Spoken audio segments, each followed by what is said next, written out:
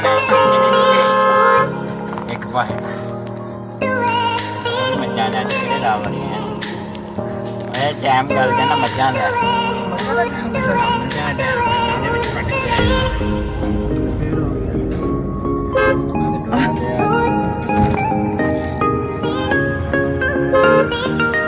ਹੋ ਸਕਦਾ ਨਾ ਟਾਈਮ ਹੋਏ ਛੁੱਪੜ ਚਲਾ